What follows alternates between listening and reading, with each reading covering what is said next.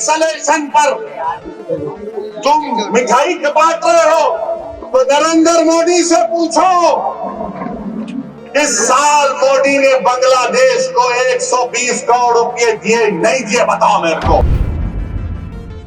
मुंबई की जनता को बोल रहे थे तो हमने बांग्लादेशी को भिजा दिया।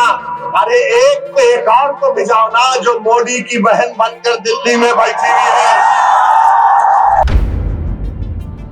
जलगांव के सुलेमान पठान खान को जिसके दोस्तों ने उसको मारा, उनको कफर किरदार तक पहुंचाने की बात करना अगर जुर्म है तो खुदा की कसम जब तक जिंदा रहूंगा जुर्म करता रहूंगा।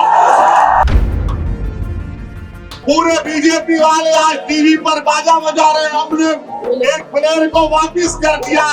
अरे सुनो, तुम क्या सबको बेवकूफ बनाना चाहते हो? अगर बांग्लादेश में कोई हिंदू मरता है हम कंडेम करते हैं। बांग्लादेश हो या भारत हो, इंसान की जिंदगी इंसान होती है, हिंदू की भी जिंदगी होती है, मुसलमान की भी जिंदगी हो सकती है। जो मुंबई की सड़कों पर साजिश करने वाले इनके जालिम लोग हैं, चाहे वो मसूद अजहर हो या फिर लश्कर तैयबा का वो जालिम शैतान हो, मोदी जी 56 इंच का सीना है तो भिजा कर उठा कर लाओ। अभी हम सुन रहे हैं कि एक क्रिकेट टीम में एक बांग्लादेशी था, उसको हटा दिया गया। बराबर ये बांग्लादेश में हिंदुओं पर जुल्म हो रहा, मैंने भी उसकी मजम्मत की। मगर ये तो बताओ मोदी जी, अगर बांग्लादेश में किसी की मॉब लिंचिंग होती है तो आपको गुस्सा आता है, मगर महाराष्ट्र के जलगांव में जिस बच्चे को मारा गया था उसके ऊपर आपको गुस्सा क्यों नहीं आता मोदी जी, फडणवीस जी? सबसे पहली मॉब लिंचिंग 2014 में मोदी की हुकूमत बनने के बाद पूना में मोहसिन शेख की हुई थी और जलगांव में सुलेमान पठान को उसी के दोस्तों ने मार मार कर उसको शहीद कर दिया। अगर बांग्लादेश में कोई हिंदू मरता है हम कंडेम करते हैं, मारने वालों को जालिम कहते हैं। मारने वाले जिन्होंने जलगांव में सुलेमान पठान को कहा वो भी जालिम है, उनका भी कंडेमनेशन होना चाहिए। बांग्लादेश हो या भारत हो, इंसान की जिंदगी इंसान होती है, हिंदू की भी जिंदगी होती है, मुसलमान की भी जिंदगी हो सकती है। और हम पूरे बीजेपी वाले आज टीवी पर बाजा बजा रहे, हमने एक प्लेयर को वापस कर दिया। अरे सुनो, तुम क्या सबको बेवकूफ बनाना चाहते हो? सुनो, एक क्रिकेट प्लेयर को निकाल दिया, पूरे बीजेपी वाले बोल रहे ये हमारे इत्तेहाद की कामयाबी हुई है। अब सुनो भारत की जनता, खासतौर से भारत और महाराष्ट्र के हमारे हिंदू भाई बहनों से कह रहा हूँ, तुम एक क्रिकेट प्लेयर के कैंसलेशन पर तुम मिठाई बांट रहे हो, तो नरेंद्र मोदी से पूछो, इस साल मोदी ने बांग्लादेश को 120 करोड़ रुपए दिए नहीं दिए, बताओ मेरे को। 120 करोड़ रुपए, 120 करोड़ ग्रांट और एक में दिए। 1160 मेगावाट की एनर्जी भारत से बांग्लादेश को जाती है।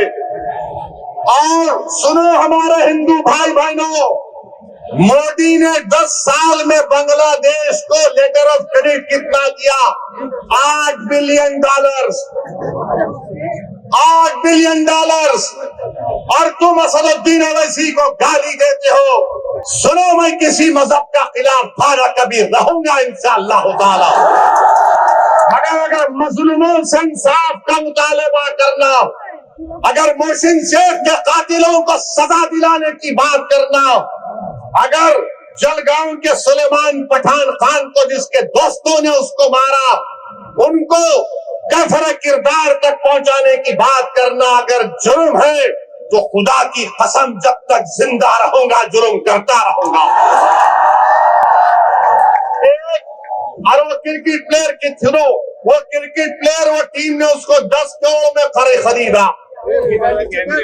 आपने बांग्लादेश को 120 करोड़ रुपए 2025 में दिए एड और ग्रांट में।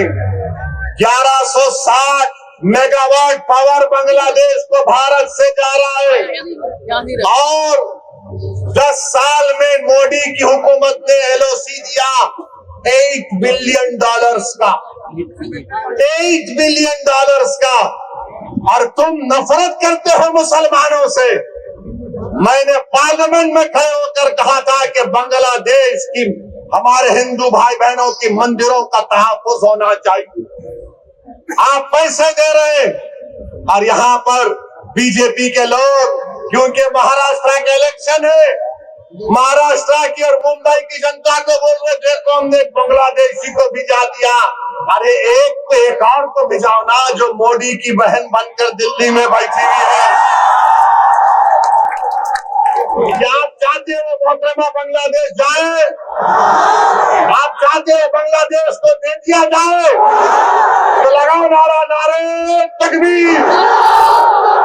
मोदी जी सुनो, ये आवाज आ रही है, लेके जाओ, उसको निकालो, उसको पहुंचाओ बांग्लादेश। और दूसरी बात अभी खत्म नहीं हुआ मोदी के ऊपर। आज हमने देखा कि वेनेजुएला में ट्रंप ने अपनी फौज को भिजाकर वहां के एक जमहूरी तौर पर मुंतखब शुदा सदर को एक मुल्क से, उसी के मुल्क से उठाकर अमेरिका लेकर चले गए। नरेंद्र मोदी जी, अमित शाह, देवेंद्र फडणवीस, जब ट्रंप अपनी फौज को भिजाकर वेनेजुएला से कदमी को उठा सकता है, जब सऊदी अरब यमन में मुखल्ला के पोर्ट पर बमबारी कर सकता है, मोदी जी हम आपको कह रहे हैं, आप पाकिस्तान में भिजाकर जो मुंबई की सड़कों पर साजिश करने वाले इनके जालिम लोग हैं, चाहे वो मसूद अजहर हो या फिर लश्कर तैयबा का वो जालिम शैतान हो, मोदी जी 56 इंच का सीना है तो भिजा कर उठाकर